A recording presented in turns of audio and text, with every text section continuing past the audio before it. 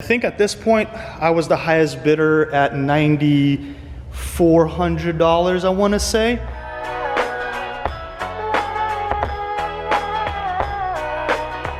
Yo, I ain't here for the money, I ain't here for the fame.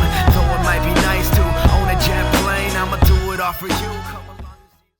All right, today's gonna be a talkie video. I don't really like doing these, but y'all asked for it, so here we go. I'm not using the lift today because we got a Chrysler there. Pulled the engine out of it. That swap is going in for the Charger build. Finally got the oil. Took me about 45 minutes to go to 2 different stores because nobody carries 550. But I guess that's what Germans wanted. All right, let's look at the oil and continue talking about the flooded RS. I just wanted to show you guys what the oil looks like after the initial drain and refill. I was honestly myself curious after the engine was flooded. So let's see what it looks like.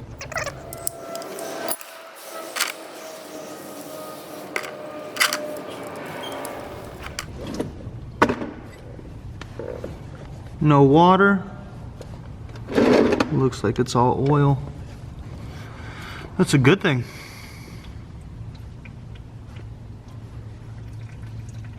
All right, while it drains, that's condensation, that's not oil. So while it drains, let's talk about the purchase. So Hurricane Harvey hit Houston last year pretty hard, and here's a picture of what this car looked like in Stewart's garage. Stewart is the original owner of this car. He's been in contact with me. Really cool dude. So in December 2017, I started looking for my next project. I recently completed a flooded Ford Focus ST, so I was pretty confident in my abilities to work on the RS.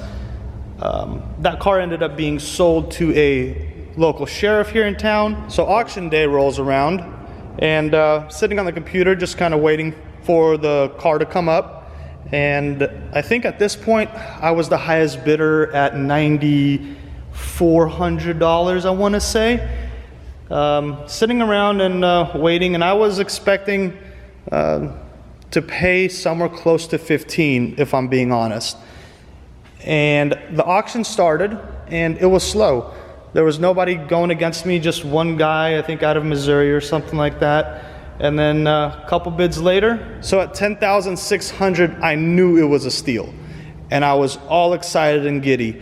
And that is when I knew that I was gonna make this channel to show you guys how it's done. All right, so buying it at $10,600 is one thing. But after walking out of Copart, I ended up paying them $11,238. I spent $65 on diesel to go pick up the car, $60 for that U-Haul trailer that you guys remember, spent $86 at Napa for, I can't even remember at this point. eBay came with $400, bought some mirror caps, I think I bought an amplifier, some other little things. Then the dealership was $1,757. The major component was the steering rack because I couldn't find it used.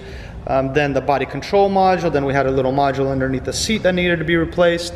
Then I spent $89 at Home Depot.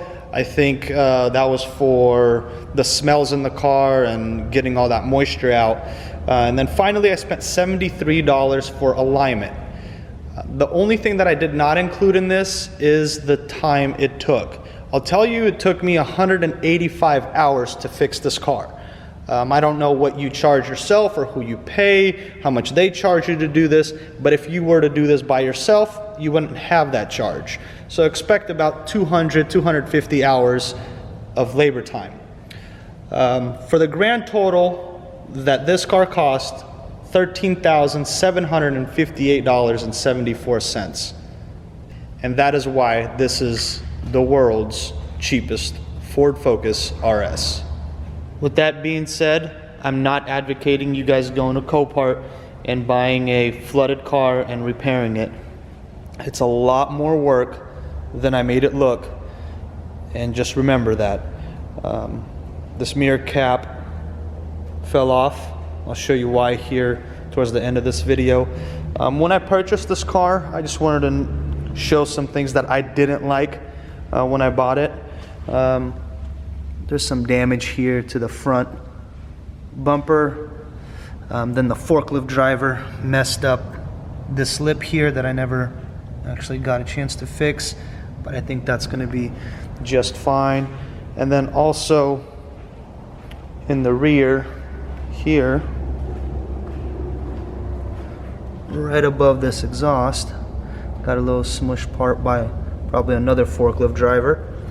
But the biggest thing that I did like about it were these wheels, 19-inch BBSs, and that it was tuned, and the exhaust, but the exhaust rattles a little bit because it is really big and it keeps hitting that differential support beam deal.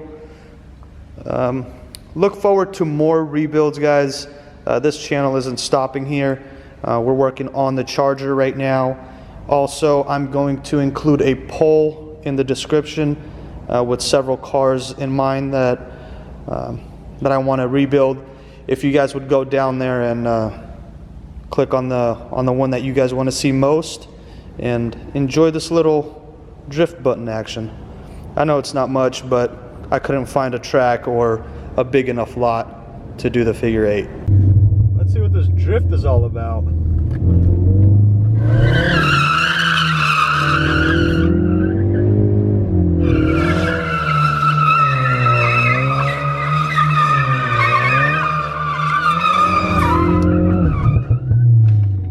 Beautiful.